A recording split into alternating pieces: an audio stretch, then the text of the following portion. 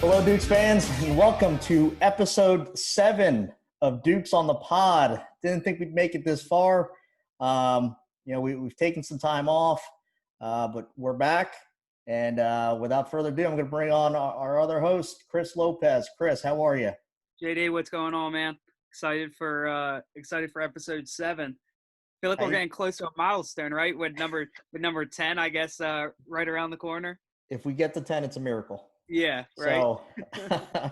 So we like I mentioned, we took a couple weeks off here. Our last episode had the national championship team, sort of an anniversary, so to speak. So, Chris, past 2 weeks, what have you been up to? Yeah, no, and speaking of that national champion kind of thing that we did, that was fun. That was cool to talk to all those coaches again, those student athletes. So anybody viewing this who hasn't checked that out, be sure to do that. But no, just kind of communicating with our students. We talk about it. Right now a lot of them are taking summer classes and preparation for the fall. And then you have, your new student athletes coming in, your returners who still need to register for the fall. So really just assisting in that process, making sure that they're doing everything they have to do.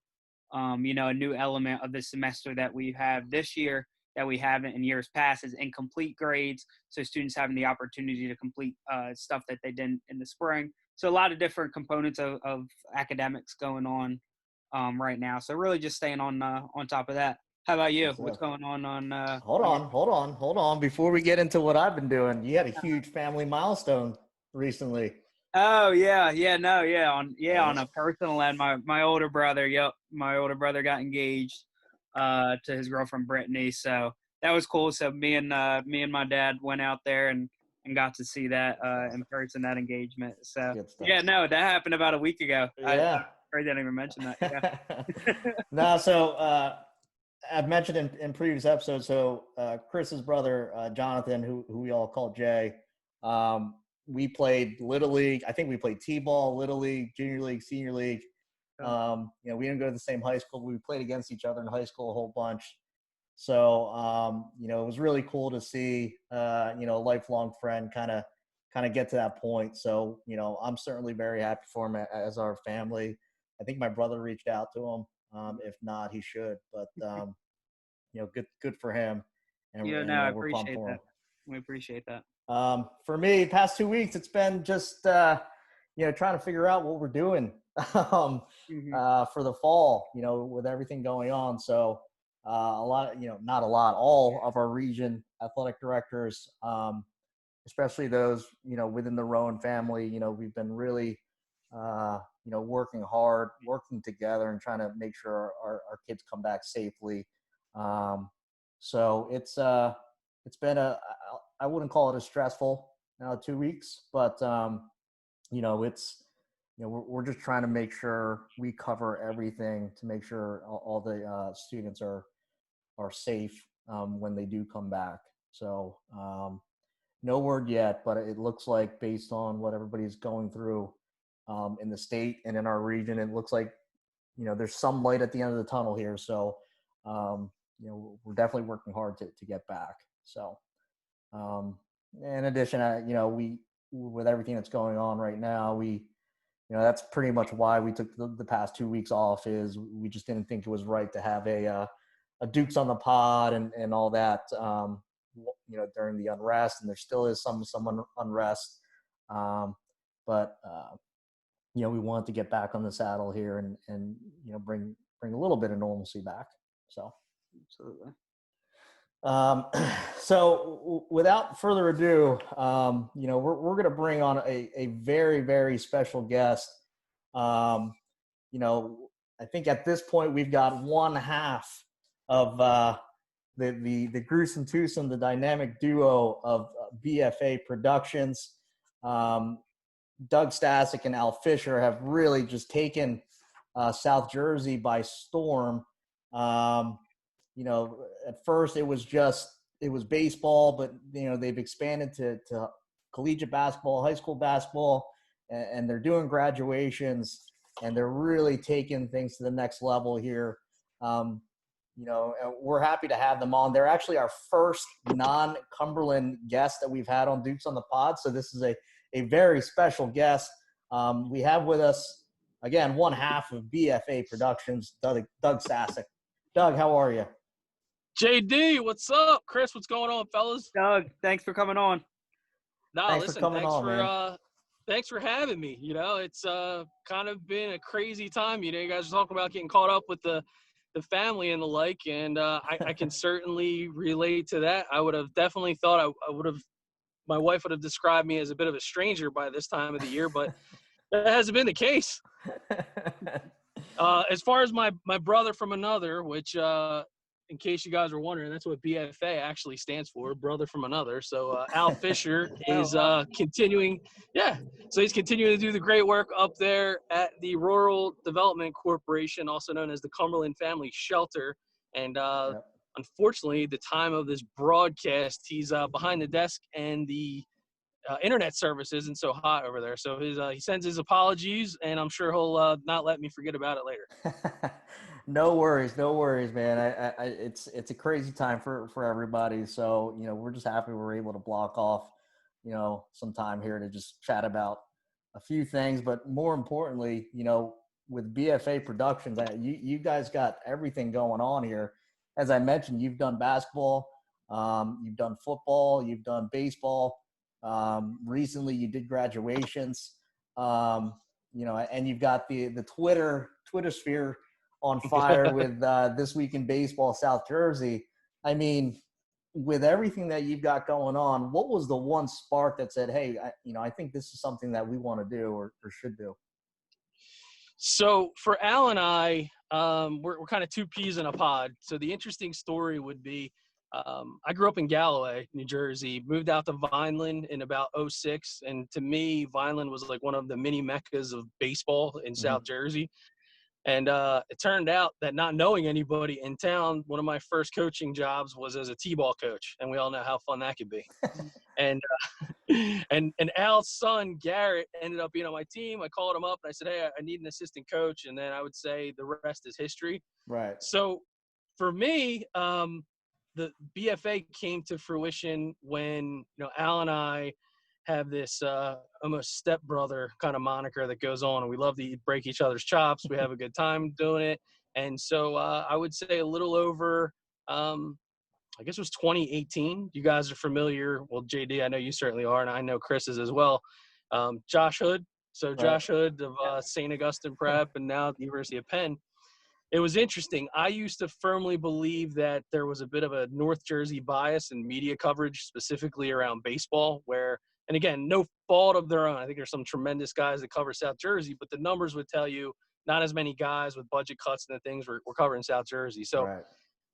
I felt pretty strongly that, Josh Hood being a guy who was a marquee player, wasn't alone, started to literally shoot some highlight videos with my cell phone behind the backstop over there at St. Augustine Prep, and just started putting it out there, become a little bit of a funnel, kind of amplify the message for the kids, give more kids an opportunity to, get opportunities to play collegiate ball at the next level, be it over there with you guys at, RCSJ Cumberland, or even it was, your sister academy over there, RCGC.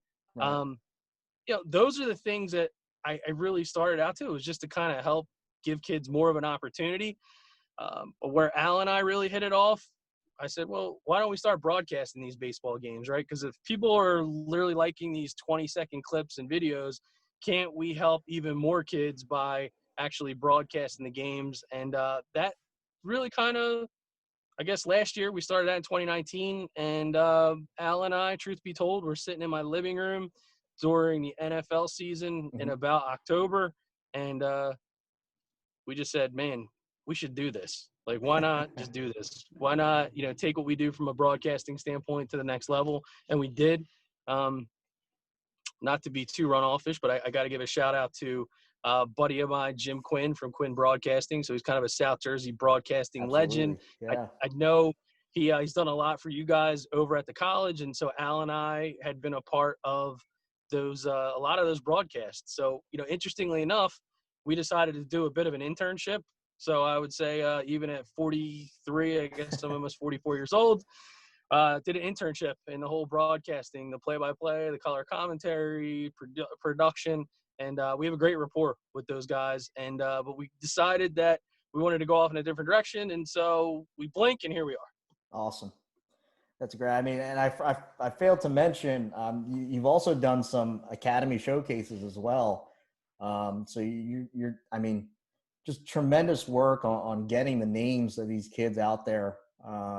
Even some that, you know, might not be the high level Division I.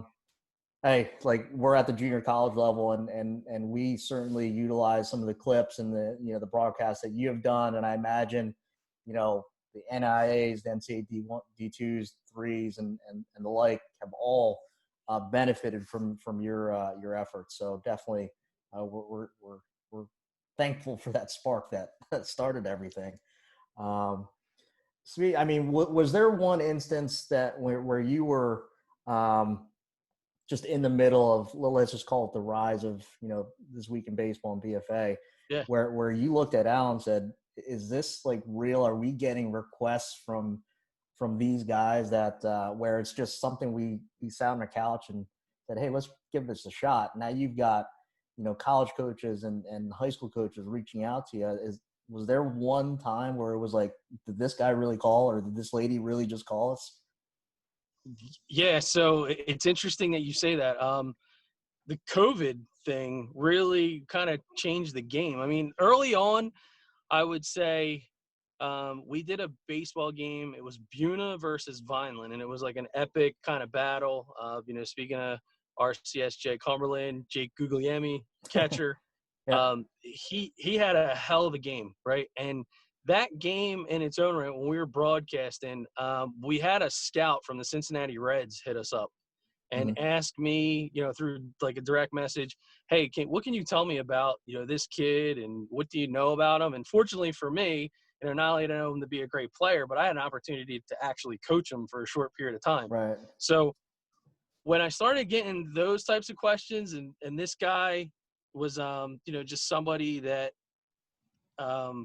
you know, reached out of complete left field, I would say that was the one piece where it really kind of woke me up. And Al and I looked at each other, you got to be kidding me. And then the fast forward was over the winter. So John Scanzano Sports, I came up with this idea in the winter to say, hey, how many college coaches during a blackout period would be interested in seeing these kids work out? Right, like kind of give them a lens. So we started to shoot some things a little bit differently, do the things that college coaches wanted to see. Hard to run the 60 inside, but you can see hands, you can see velocity when it comes to pitching. So we started to incorporate, you know, putting pocket radar into our broadcast and Rapsodo, but really doing our homework, I think. So I think it's real I don't want to say it's easier to find information on, you know, collegiate and professional level players. Right. But trying to find out about the sophomore on some Group 2 school that no one's ever heard of, but you're like, hey, this kid really has something. I want to give him a chance and, you know, get him to be seen. So we did that. There were 9 kids over the course of 3 weeks when we did that actually received college offers, like scholarships. It's great. So, yeah, so I would say those are 2 of the big ones as of, you know, that I can think of, that Al and I are really like, man, we got to do more of this. Hey, Doug, was there ever a moment that you kind of thought that a motivating factor in you doing this was maybe when you played high school ball, that you wish there was something like this going on when you played? Yeah, man, it was a far cry. So, and you know what, JD, I think I just got a notification that my brother from another Al Fisher. Al is in. Is that true? Al is in. Got him. So okay, yeah, I'm in. Here's the great part. So you guys set up a Zoom meeting for 3:30, and I get the notification at 3:40 when I'm running an organization here. That's awesome. Hey, that's my brother from another, and it's definitely true. He's a brother from another, because if he was a brother, he would let me know beforehand. Yeah, right. I was the one multitasking, you know, packing all the equipment, running 30 miles to get a piece of gear that we need for tomorrow. But you're doing more important things. I'll give you that. You win this battle, and that's not often I say that, buddy. I'm not blaming Doug on camera, so we'll talk off camera. Oh, this is the dynamic we have. And listen, If I didn't have a sense of humor, I'd lose my mind with this guy. We work so well together. Geez. So Chris, he totally train wrecked my train of thought. So Yes, what was it? I What was do. your last question? Did you wish there was kind of, a broadcasting company or the Twitter page that you guys kind of Oh, have? yeah. Do you wish there was something like that when you played high school ball? Yeah, so I'm old. Well, not as old as Al, so I guess that's kind of good. I knew that was But back in the day, for me, so I'm an alum of Holy Spirit High School. I was a better football player than I was a baseball player. Now, Yeah. that might surprise anybody other than Al, but there was a gentleman who, God rest his soul, just recently passed away, Chuck Betson. So Chuck Betson was a local broadcaster. He used to have a show on a weekly basis called The Betson Connection, and it was run on this like local channel 2. No one really kind of gets the signal, but the dude was so passionate. He was a reporter for the Atlantic City Press, and he kind of evolved into it, but he really lived for giving a platform for kids to make them feel like they're a bit bigger than what they are. But I just remember, like, this guy went out of his way, and he had a buddy of his, Keith Levan was the gentleman's name, and they used to, like, break each other's stones, and it just went over so well. And so, Al, are you in a cave? We can't even see your face. Look at him. So those two would break their stones about it the way that, Al and I do. So Chuck Betson, I would sit there and tell you, Chris, is a guy that really 30 some years later influenced me. And I said, you know what? If I ever have the opportunity to be able to give back and be passionate and help out more kids, then let's do it. For Al and I, our kids aged out, so we kind of hung up the proverbial coach's whistles and said, hey, this is a great platform to give back. And should I dare say keep some distance from my wife, Al, or no? I shouldn't say that. yeah, I would say that's probably your Can you guys cut that out of the podcast? That might be detrimental to my health. We'll Worse just than bleep it. COVID. We'll bleep it don't and leave cut it that. up to It's all right. interpretation. Tongue in cheek. It's tongue in cheek. We're good. Awesome. So yeah. Al, since you joined, I'd like to ask one of the first questions we asked Doug. Yep. Doug mentioned, sort of the spark that inspired him to start BFA. What was that spark for you, or was there just one instance where you're just like, this is going to be good? Well, a lot of this was really Doug's brainchild, and that kind of evolved in the BFA. It started with This Week in Baseball. I'm sure he's already told you that. Mm-hmm. Doug likes to kind of hide all the secrets and doesn't like to fill me in until it's time. He's smiling. This is my time to get a shot at him. But no, in all sincerity, Doug needed me to be the media guide on a show that we were doing with Quinn Broadcasting. I obviously knew my place there, but then all of a sudden it started to evolve. We were starting to do our own shows, and just took off. The reception we got for calling baseball games, the reception we got for our shows, the graphics, 9 yards really has really been an inspiration into moving us forward. Plus Doug's connections in the world of baseball has really had the thing take off. So it's look, I know my head's spinning, but this guy's head's got to be really spinning, man, because it's pretty crazy. We're just we were texting each other today about schedulings. I need to scheduling kind of guy. I came from the banking world, just like Doug is in it now. I live by my schedules. Hopefully, I answered your question, but that's perfect. It's been it's crazy. I got to tell you, before I had to, it really has been. I mean, it's. I don't want to say you guys are pretty much going to be the premier in South Jersey, but I can assure you that you're probably up there as one of the first phone calls if somebody wants something streamed. So it's in less than a year and a half, I guess it's been. I mean, it's pretty evident that this was needed in our area. So, so considering all of that, you've done football, basketball, baseball. I mean, different angles. Has COVID really brought you into an industry that you had no intention of entering, but you just, folks have reached out because of your ability to broadcast? Because of COVID restrictions, we've actually live streamed a couple of funerals and memorial services because there's been so much of a restriction that family members aren't allowed in, or such a limited number of people Right. can. People aren't able to travel. So on a positive note, we've been able to help some families with some closure. I will Wow. tell you that it was a very unique and difficult conversation, and that one I think really aligned with, as Al would agree, I believe, that where we pride ourselves at BFA on helping kids get opportunities. I say kids, I should say student athletes Right. getting opportunities. Like, that's probably the first thing that we pride ourselves on. So for this, we felt that this is a way that we can help families, stay connected when they needed us the most. So we did, and that's that was a bit unique. I'm gonna be honest with you. I did not expect that at all. I was not the joke. I didn't think you guys did, wakes or anything like that. I was waiting for you to say, "Oh yeah, graduations." But wow, I didn't know There's that another was one. actually a thing. You didn't touch on the Yeah, graduation. did you? You went right to the right to the funeral one. Yeah. Yeah, well, You didn't touch on the graduations. well, I think that was more shocking than saying, "Yeah, graduation." was. Okay, graduation. It was for sure. True. For Makes sure. sense though. But on the graduation front, back to the student athletes, helping them on and off the field. Yeah. We were blessed. So collaboration, we think, is really important. Just like in sports, teamwork is of it's critical. And we got to give a shout out first and foremost to our other partner, Brian Murray. So Brian Murray of Vineland basketball fame back in the day. He's our third partner. So when you see the BFA logo and there's three of us, he's the third guy. Awesome. He has another company locally named Paramount Design Works. And so if you really like all of our graphics and the artworks and things that we do, one of their most talented lead graphic artists is on our squad full time. That's Brittany Reese. So shout out to Brittany. Nice. But yeah, so that's kind of what has really made it all come together. Cool.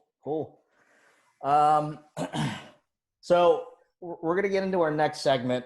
So this segment is called the Round of Five. So you guys are your baseball guys, so it's almost like a BP round. And this round is pretty much just a bunch of random, just a bunch of random questions. Some sports, some not sports. So we'll just go with the first one. So what we normally do is I just ask the question, and then we just go around the horn, and everybody kind of throws in their answer. All right.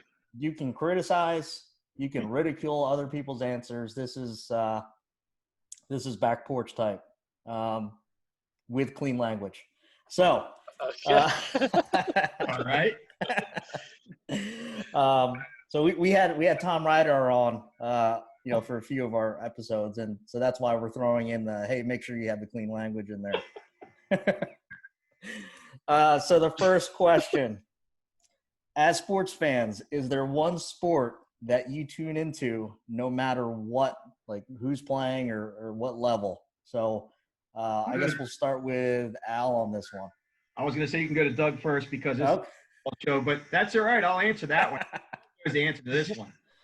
I'm going to make it quick, but I have to get a little point here. Sure. Huge baseball fan growing up. Romanticize the game, just everything about the game. The smell of the cut grass, the pop of the glove, the leather, the whole 9 yards, right? Age in the in the 90s where baseball had the end of MLB had a baseball strike, and I was already in love with football. So my passion has actually moved towards football. But I still love the game of baseball. Things like the complete picture has really brought me back even more besides coaching my son. So I will say football to answer your question, even if it's a long answer. Oh, it's fine. It's fine. Any football game I'll watch. NFL or college? Do you have a preference? I prefer NFL, but I will watch college because I do love a lot of the college games. I mean, I think sometimes college games are more exciting than the NFL games. Action Thursdays. I'll log on for that. Yeah.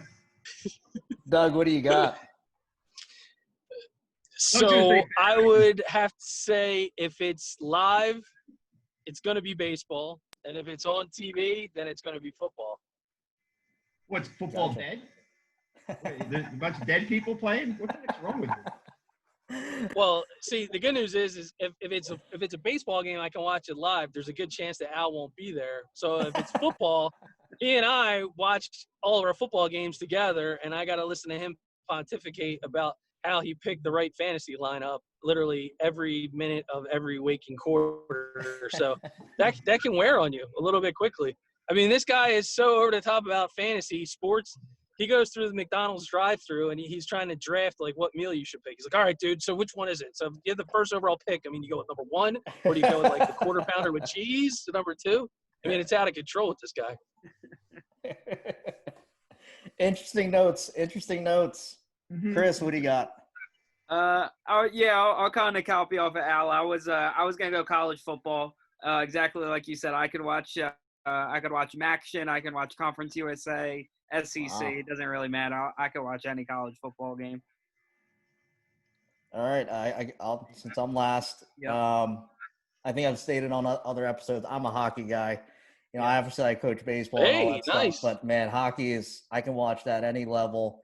You know, I've been watching some of the reruns of the college games on NBC, and I don't know, man, fast action, you know, physicality, all that stuff. So I can watch hockey every day, no matter the level.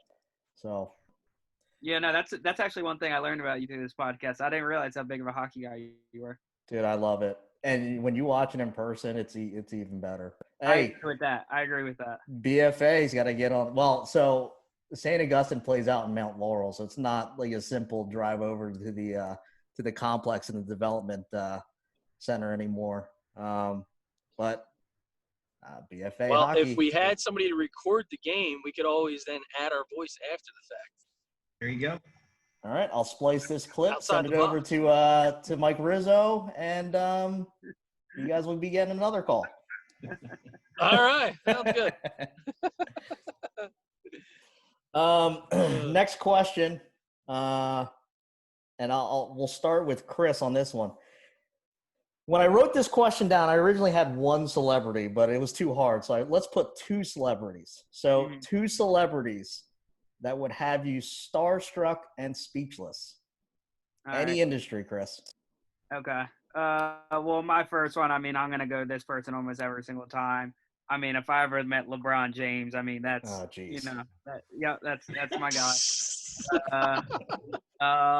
And then number 2 is tough. Maybe Tiger.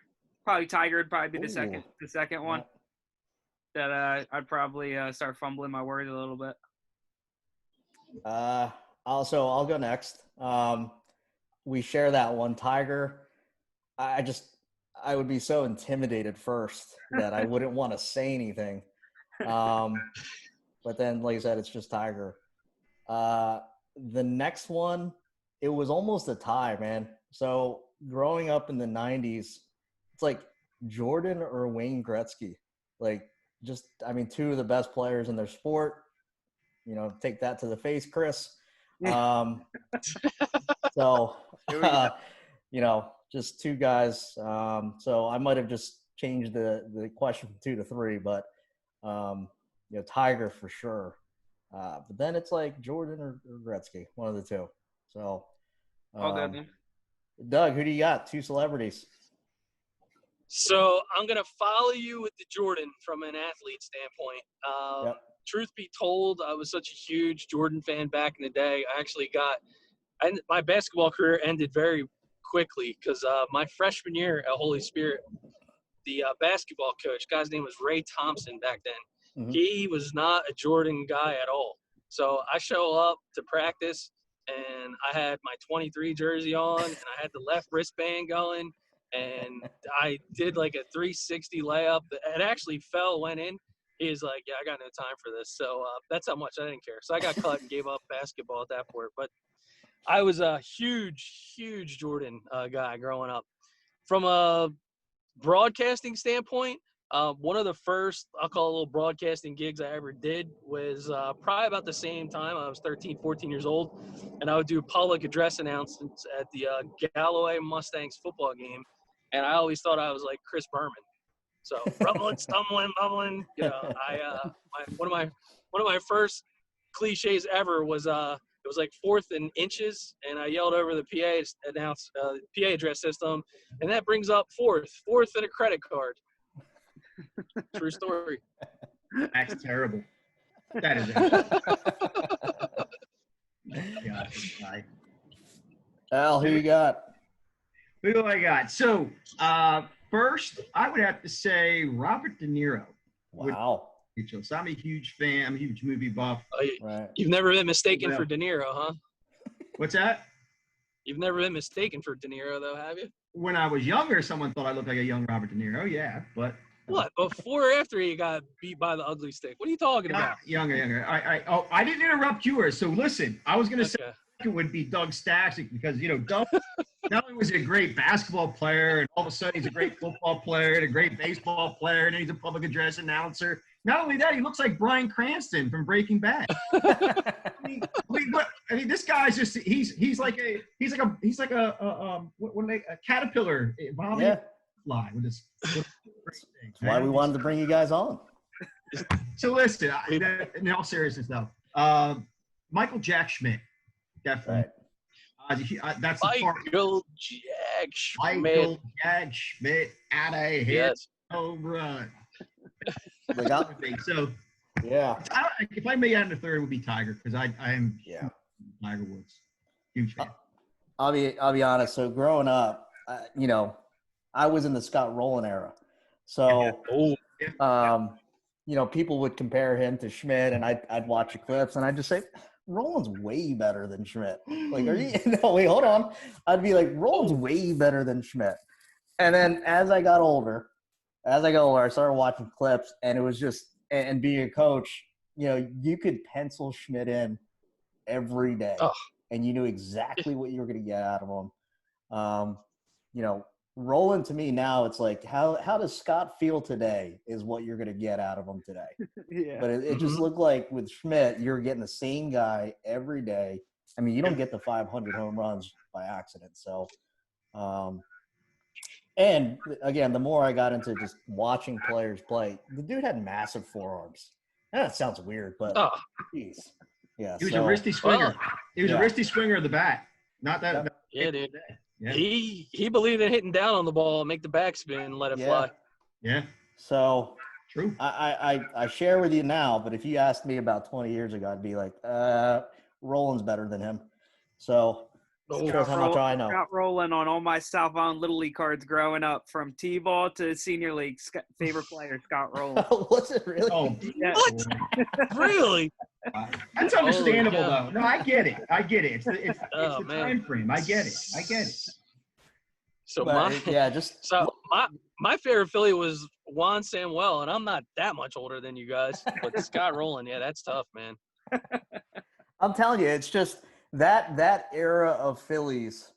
The Braves back then, they were doing what they were doing. But Right. I always thought, I'm being honest, they had Lieberthal, they had Rico Bronya, they had Greg. Like, how were they not good? And then you look at their pitching staff, and you're like, oh, that makes sense. Yeah. Well, that explains it.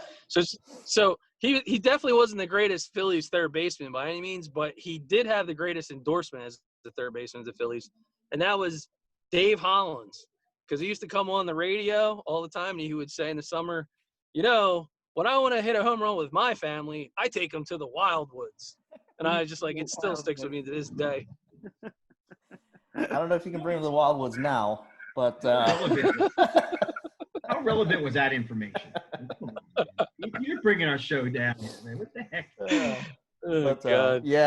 I'm telling you, I still think Lieberthal got a raw deal. I wish he was the catcher for the, Oh, you're not kidding. Chooch, but Chooch did the job, man. So Ooh, we can go on forever if we want to I talk can't. Phillies. Chooch was the man. Yeah, Clutch. Chooch was the man. That's why my kid who's a catcher wears 51.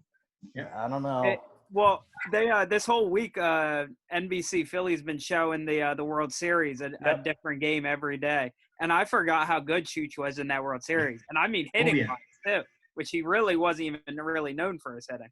Just that they were just a complete team that stretch. Bullpen was, secure. Defensively, they were secure, and then you had the offense as well, man. It was just complete up and down. So, just what a way to build it. Again, we could turn this episode into a full-on. Let's talk 80s Phillies, yeah. 90s Phillies, and then we'll just keep going. I'm all in on that.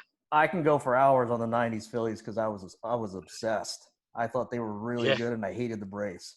So, Yes. so it shows how much I know about the sport because I really thought the 90s Phillies were good. Next, whoever wants to start this one can grab it. Movie or show that you were embarrassingly proud to say you love and watch. Well, as they say, if you ain't first, you're last. So I'll go first. And that would be Talladega Nights. Are you kidding? This is a classic. I wouldn't be embarrassed. Good one. Well, most people won't admit it, but Al and I literally use. If you actually listen to some of our broadcasts where we're calling games and stuff, we fit Ricky Bobby and Cal Naughton Jr. references in there the whole entire time. It's true. Joe, they say if you don't chew Big Red, you can't say that on your broadcast. Can't finish Sorry. it off. You. So I'll go second. I'll hit two. I'm gonna say it. Sex in the City. I watched that. Really? I don't know why. So The movie? Did that Both. start during quarantine? both show and movie. Now, my wife is the one that throws it on, and I'm the one that sits there and watches the marathons. And Blame it on the wife. What a guy. it's not really a blame. It's she threw it on, and I can't find the remote. Okay. Therefore, I just sit Did there that start and during watch it. quarantine? No, this is pre-quarantine. Oh, wow. And so here's the reason why is when I watch Entourage, I get ridiculed. That's a good show. That's HBO classic. But yeah, if you flip it, Entourage. yeah, if you flip it though and say, oh well, Sex and the City's better, it's just a female entourage. It's the same thing. Oh, okay. That's Yeah, interesting. that's I've the way never I go done that about it. like that. It's like doing That's a research. good- It's research. Do your So, research. where are they getting all this stuff? Oh, Sex and the City. So, Al, you can go next. I'll go last. I was all this time while I was being quiet, I was struggling of where to go with this. And it says the question is embarrassed to admit. embarrassingly proud. So it's like you're proud, but you wish you weren't. It takes a lot for Al to be embarrassed, just so you're aware. Is that what's Actually, it going on? does take a lot for me to be embarrassed. I just let it all hang out, brother. You know what? Oh, I Lord. was really going up and down the list and trying to figure out. My wife watches all those Lifetime shows, and I do watch the Christmas shows with her, but then I get tired of it because over and over again. And then all of a sudden, Christmas popped in my head. And what came to my head is The Grinch Who Stole Christmas, the Jim Carrey version, who I love. Love that movie. Love that movie. You don't understand. That. Are you pounding on your desk? He is. Yeah, I'm on my desk. I love that movie. Oh my Lord! Love The Grinch Who Stole Christmas, Jim Carrey version. It was awesome. He brought the Grinch to life. You felt like he was real. Yeah, I don't know if anybody could have played that role any better than he did that. In He that can movie. actually God. make that face. Have you seen that on Twitter or wherever? Yeah, without the a lot of Yeah, people like he thought it makes was the that face makeup. without the mask. Yeah. Unbelievable. Well, the woman That's is. just Yeah. frightening. Yep. Oh my God, that's crazy. Yeah. So Yeah, a lot of people thought I it was quote a- almost every line from that movie. That's a Christmas classic. You're stoned. And this time, I'll keep it all.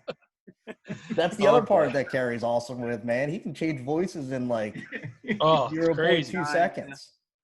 So, no, that's a good one. That's a good one. That is a good Chris, one. Chris, what do you got? All right, I'll do show. I think it's kind of just how it shows my age a little bit. I grew up on it in high school. Jersey Shore. That was like my favorite Oh. show of like all time. Like I was a Oh, that's huge, bad. every Thursday, 10 o'clock, I'm not missing Jersey Shore. Now I'm a little Oh. embarrassed to say it, but back then Now, I like, had no all right, shame. hold on. We got to dig. Here. Well, so when so you then go ahead, Doug. You got it. I'm just trying to figure out which cast member Chris would be. I think that should be the next question. Like Jersey Oh. Shore. Yeah, that's a good one. That's a good one. I don't know. My Situation was my guy. I don't know if that's me though. I wish we asked this in your interview for the assistant AD position. Unbelievable. We may have a different Yeah, assistant AD. Yeah. But like, okay, I gotta ask: did you watch it because it was like a train wreck, or did you watch it like, man, I I really don't enjoy know. what I I'm don't seeing? know. I mean, I guess I definitely followed the storylines and the plots and stuff. I Yeesh. originally started watching because I thought it was cool that they were in New Jersey, and Yeesh. that's how it originally started. And then I just, it was my guilty pleasure that I kind of actually Oh liked. boy. Like I watched it Yeah, because it was just a straight up train wreck, like a train So wreck. funny story. When Oh. I was 16, South Island, we played the Senior League State Tournament in Seaside Heights, New Jersey. When Why they did were, they do that? what's that? Why did they do that? I don't know. I lied. It was in Toms River, New Jersey, but we stayed in Seaside while they Oh, were geez. Who filming made this season decision? 3. Yeah, Jesus. while they were filming season 3, and we seen them all recording on the boardwalk and in the house and everything, the whole 9. Our team did when I was 16. So that's my Okay. Jersey Shore story. I thought you guys were gonna crush me for the Sex and the City, but Chris, man, the Jersey Shore. No, he just took first prize. That's okay. He blew it away. Wow, Jersey Shore. Yeah. Yeah. All right, I gotta recalibrate here. All right, so we're about 6-7 months in. It's been a rough 2020. So what do you consider the biggest positive out of this year so far, despite everything that's going on? So who wants to take it? You know what? I'll go. Okay. The resiliency of most of us, obviously, besides what you're seeing on TV, of being able to handle everything that's been going on. I don't want to get into the weeds with it, but Sure. that's to kind of learn your own personal resiliency with everything that's going on. Plus, that me being a half glass, always half full, or glass half full rather, the opportunity that's come out of it for BFA, and how, even though we can probably spin a negative to this, Doug, Right. been spinning, but obviously that's the biggest part for me, is that the resiliency piece, and the fact that BFA is taking off because of COVID, because of that small window of opportunity. So Sure. Awesome. Doug, do you want to follow that up, or? you Yeah, got something? so I would definitely agree with Al. We had a 30-game baseball schedule set up for all the high school kids. We had sponsorships lined up. Everything was ready to go. We were ready to do some cutting edge stuff, and it kind of just evaporated.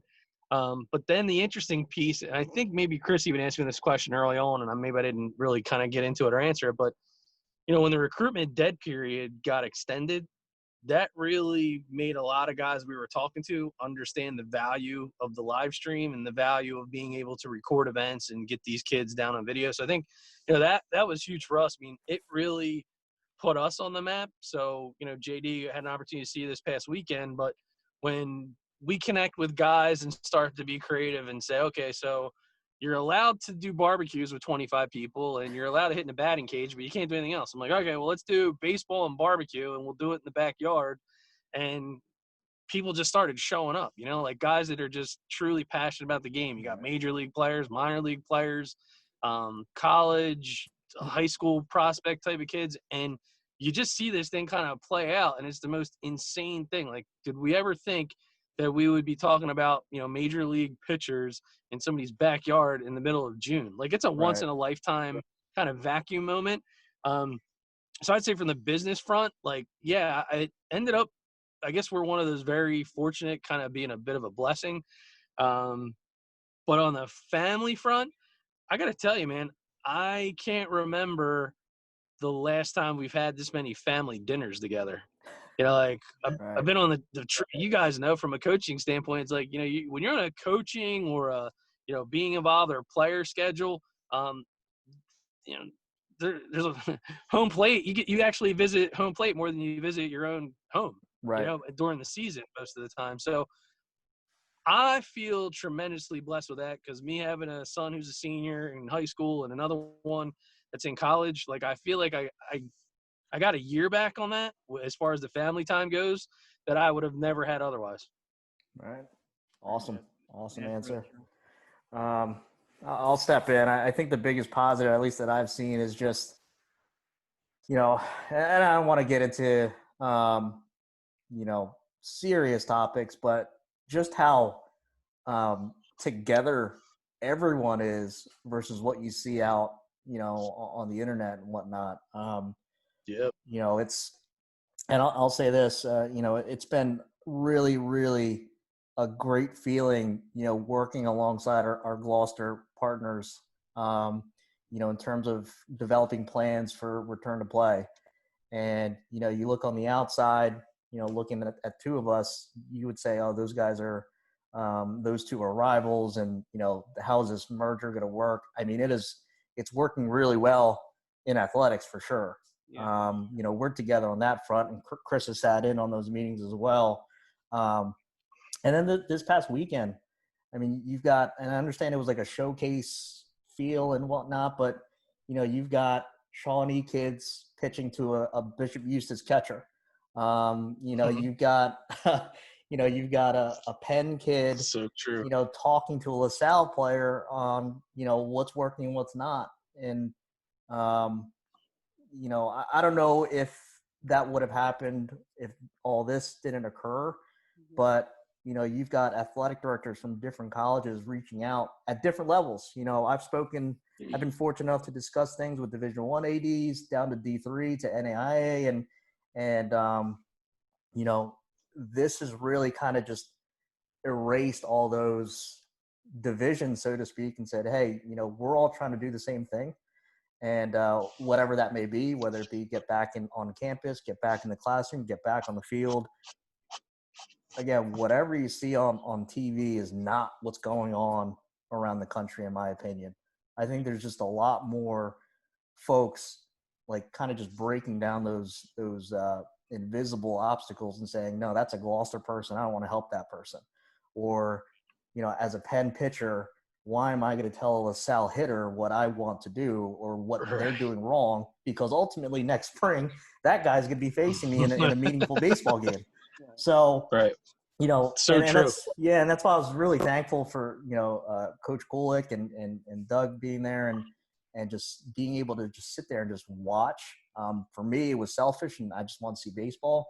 But on the other end, you know, to be able to see like, man, everything you see out there it's the complete opposite once you get into, you know, into Ryan Kulik's backyard or, you know, getting on a Zoom meeting with Gloucester and Cumberland or just all the, you know, with our Region 19 partners, everybody's on the same page. And, you know, some folks are ultra competitive like I am, but, you know, you had to put that away for the betterment of what you're trying to do. And I think that's been the biggest positive is now folks don't see each other as competitors, even though you have to at some point, but now they see you as partners. And I think that's been the biggest positive for me in 2020. Right. So, Well said. Yeah, Yep. absolutely. And a lot of people just working together just to get a season or whatever. absolutely. Absolutely. Chris, what do you got? Biggest positive 2020? Yeah, so I would say honestly, long story short, is just really learning new things. I think right now, you know, me and you talk about, you know, the hustle and bustle of everyday things that we do. You know, really taking time to really just slow things down and kind of be able to work at our pace of, you know, like me and you were getting together and doing Photoshop stuff. I mean, we don't have the opportunity to do that during the year. You know, because if it's not one thing, it's another. If it's not game day, you know, it's another event on campus, and we don't have the opportunity to really sit down and go over and learn new things about our job and or expand our department. So kind of just having the time now to be able to do that, to be in meeting, you know, to be in our region meetings, to be in our conference meetings, you know, those meetings that might only happen, you know, once or twice a semester. Now we're doing it every week. You know, so I'm becoming more, you know, familiar with different ADs in the region about what we're trying to accomplish as a region, as a conference. So I think that would be my biggest takeaway is really just learning new things and kind of being a part of stuff that, you know, during a everyday work environment that we just really don't have the time to do. Sure. All right. Moving to the last round here, round of 5. Yep. I'm just going to make the assumption that everybody here are Philadelphia sports fans. Oh yeah. That is correct. So that said, me personally, I'm 4 for 4. If you could choose the next Philadelphia sports team to win a title, which would it be?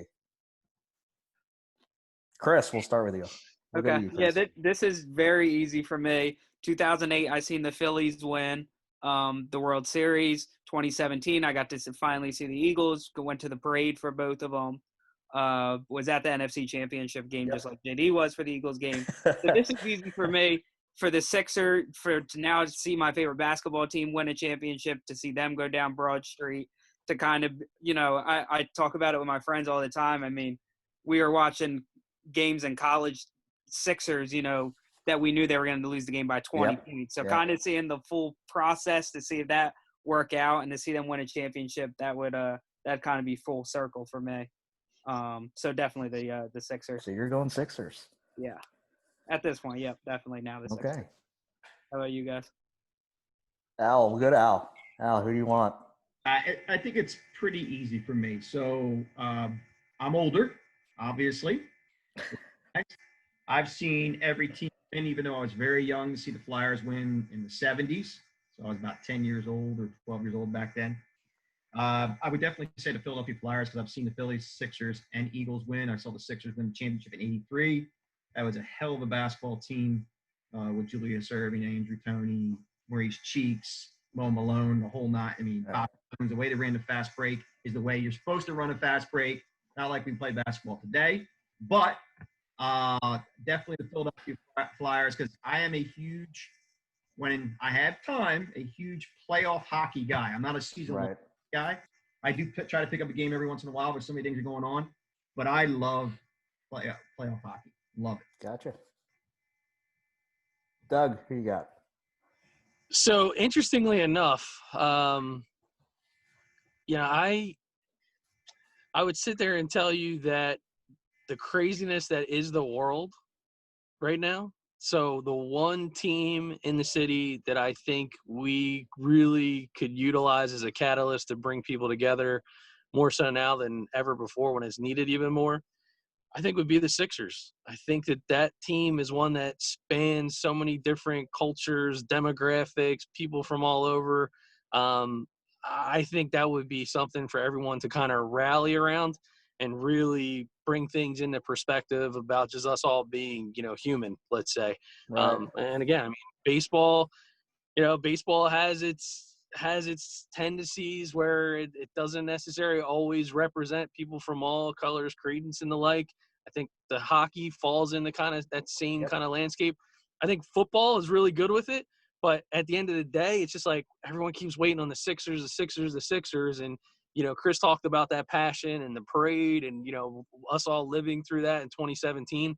And I think that the Sixers would be that one team that could bring a whole lot of people together for just such an awesome, awesome experience. All right. Well, I'll say ideally, I would like the Sixers to win. I'm just tired of Celtics fans. That's pretty much why. The whole Tatum Simmons thing and all that stuff. I just want it over with, and whether it's the COVID title or not, I want the Sixers to pull this one out. The COVID title. I mean, look, they wanted to play down in Orlando. Now Florida's got the largest uptick in cases. So it's like, now where are you guys going to move? But Celtics have been beating us up in the offseason is where they've been beating us. I mean, the first with the Fultz and the Tatum. Now we just paid Al Horford. I mean, they knew when to get rid of him. I mean, they've been beating us up. I hate you brought up Fultz.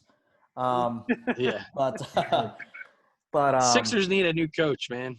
They need something. I just feel like I felt like they've plateaued. They just need somebody to bring them just over that hump. But Doug brought up great points as to why the Sixers winning would be tremendous, and that's part of my answer. But selfishly, I'm going to side with Al as well. I always felt like Flyers are South Jersey. I don't know why, because the Yeah, players, that's a good they call. live in South Jersey. Yeah. You know, I worked in Cherry Hill for a few years, and I saw everybody. I saw Giroux, I saw Pronger, you know, I saw Hextall, Primo, and those guys. And from what I hear, you know, if you go to Redstone on Route 73, you know, Yeah. you'll run into somebody. And the one time I ran into Dan Carcillo there, I just feel like they're more South Jersey than they are Philadelphia. Yeah. So that, you know, it just feels like, and from what I hear, the 85 team with like Rick Tocchet and Melody and Hextall, apparently those guys are, because they were like Wow. 22, 23. Apparently Oh. they are South Jersey legends if you talk to some of the people as to how they were in the town. So I just feel like Yeah. there's that connection with South Jersey and the Flyers because they practice here, they live here. Yeah. And, you know, you listen to some of the radio stations like Keith Jones, like, you know, for guys that play in Philadelphia, they actually stay after their careers are over.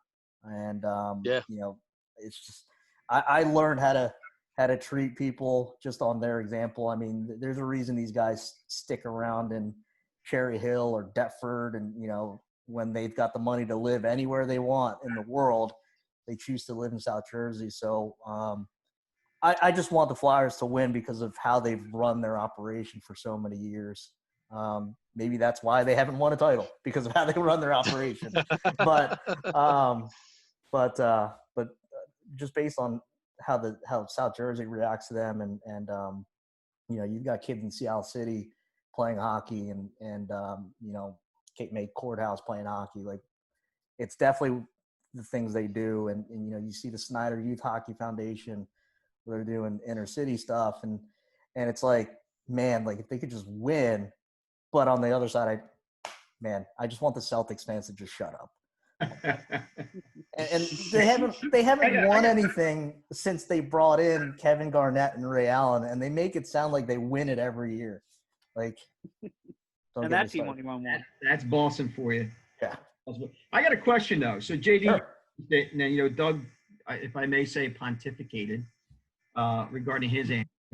I'm trying to figure out, is Doug running for political office, or is he going to try to go into clergy, civil rights leader? Like, what was that answer all about? 2024. What do you mean? Yeah, man. 2024? Yeah.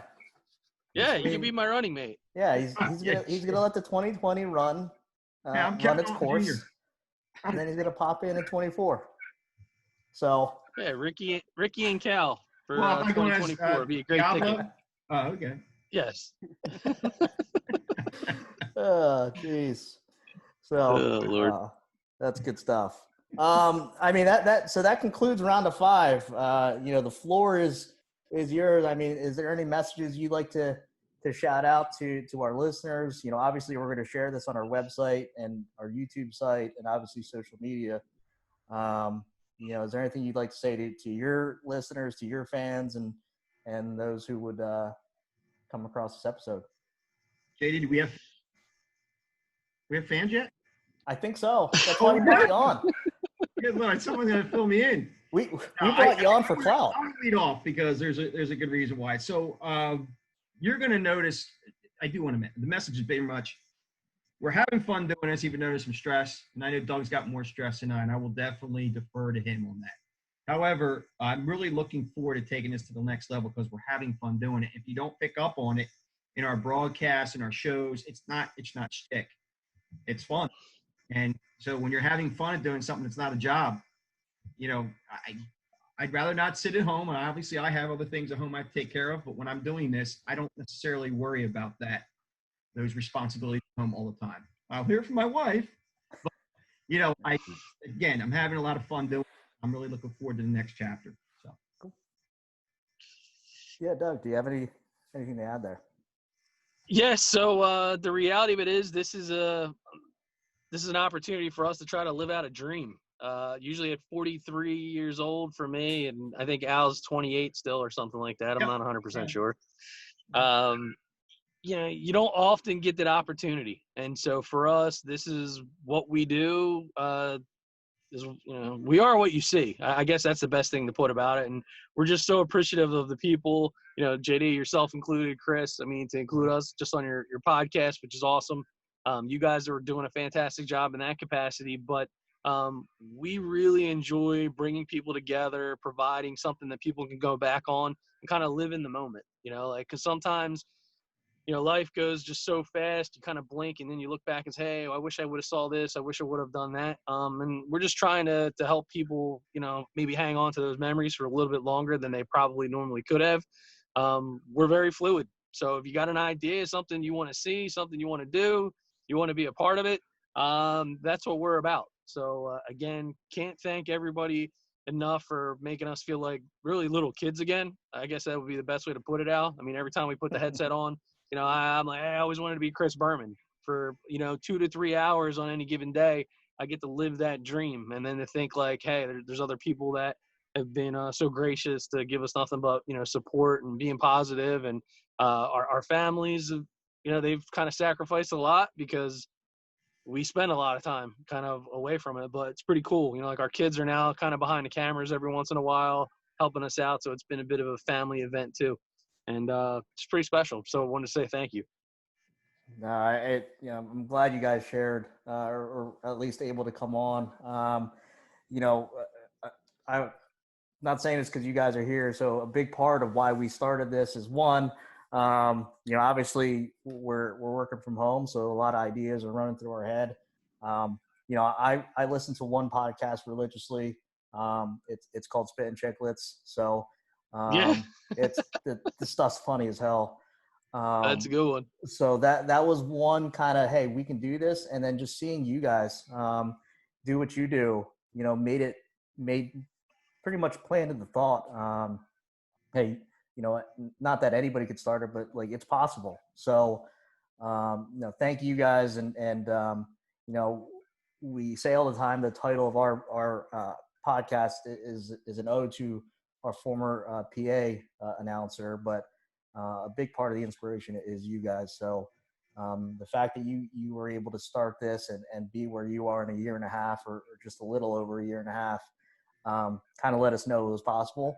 So what I'm thinking is if we thought that way, potentially, man, I think a whole bunch of kids, male, female, and maybe some adults as well that think like, wow, they were able to do this. So, probably pumping your tires a little bit here, but it's true. I think some folks saw what you guys have started and it probably inspired, if you were able to inspire one kid to be a broadcaster, I think it was well worth it. So thank you guys for pretty much taking that leap and starting it up. So, well, thank you for the kind words, man. And I got to tell you, not to cut Chris off, but to look in terms of how far RCSJ Cumberland has come over the period of time that I've lived here locally in Vineland, and being someone that was initially involved with the youth and involved as a coach, and then that ended up being the spinoff in terms of what Al and I do. And Al and I seeing so many kids that have gotten an opportunity to do better for themselves, and it really starts there, and it starts with you guys. And you guys have been a part of not just the athletic department, but the school spirit in general, which has made kids understand the value of staying home, finding what it is that you're passionate about, leveraging the resources that are there, the education that you get at RCSJ to launch you into Rowan University and beyond has been absolutely phenomenal. And on the baseball front, I've seen kids, like candidly, that have literally come from nothing now look back, and not only are they getting an opportunity to play Division I, Division II, Division III baseball with scholarships, they're getting an education for literally next to nothing because the blood, sweat, and the tears, the energy that you guys have put in, and you've put RCSJ on the map in such a big way.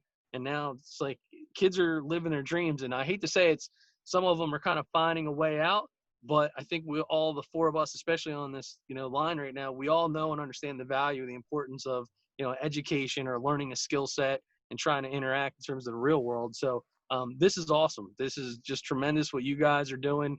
It's tremendous to see the amount of school spirit and team pride that there is, and that it's become so special that it's not just the local talent in Cumberland County wants to come, but it's, kids and student athletes from across the bridge, be it in Philadelphia, be it in Delaware, wherever it might be. It's huge, man. I mean, we got a World Series champion right in our backyard. That's just absolutely crazy. Pretty So cool. crazy. Very So cool. crazy. Yeah.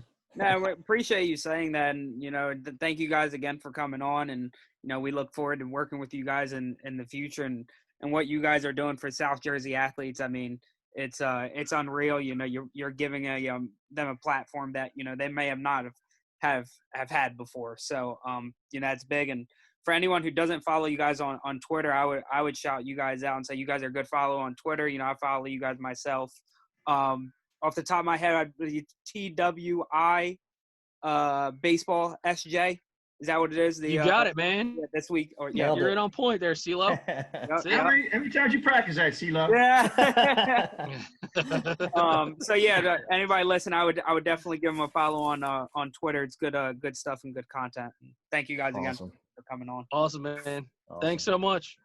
Yep. And just before we close again, I just want to thank Doug and Al for popping in. Great stuff today. Chris, as always. Just a quick note, before we close, I mentioned the biggest positive of 2020 was just, the truth of the matter is that we're more together than ever before, in my opinion, in trying to get through it. And I just want to give a shout out. And again, this isn't a recruiting pitch or anything like that. I think our young people have gone through so much, recently. I always say that every generation has their one moment, and I feel like this generation has got multiple moments right now. And, the fact, I went through our grades, Chris, you went through their grades, and they did tremendous in the spring semester under extreme circumstances. And who knows what the fall's going to look like, but the questions that I've received from students, high school students, incoming students, these are really inquisitive and great questions. And I think the biggest positive, in addition to what I said for 2020, is, I think our youth have grown up like quickly, within the past 6-7 months. Oh, yeah. They know things that they shouldn't know. In my opinion, they've experienced things that they shouldn't have experienced. And I think this next generation, now I bang on them all the time. I say things are way too easy for them. I say things are, they have too much technology at their age available to them. And they all think LeBron is better than Jordan. Yeah. But They don't know what it's like to talk on a phone, and yet you can't let them around the house. Exactly. But I just think they've experienced so much in a short amount of time that I think a big positive is they've grown up. Talking with the kids, Doug, speaking with Drew this past, I think the last meaningful conversation I've had with him was when I worked at St. Augustine, 2-3 years ago. And to see where he is now, man, it's just, and you can tell he's frustrated about everything that's going on, everything. And, I just told him, like, look, it's a learning experience. And as you get older, you're going to say, I dealt with that situation already. I've dealt with adversity, and I think they're going to come out stronger because of it. And that's just, one positive that I want to shout out our students, our incoming students, and not just at Cumberland, but everywhere. Good on you. And you guys are going to come out. That's awesome. Come out stronger on the other side of this. So with that said, I'll step off the podium. Again, thank you, Doug, Al, Chris, everybody. Thank you for listening, and we'll see you next episode.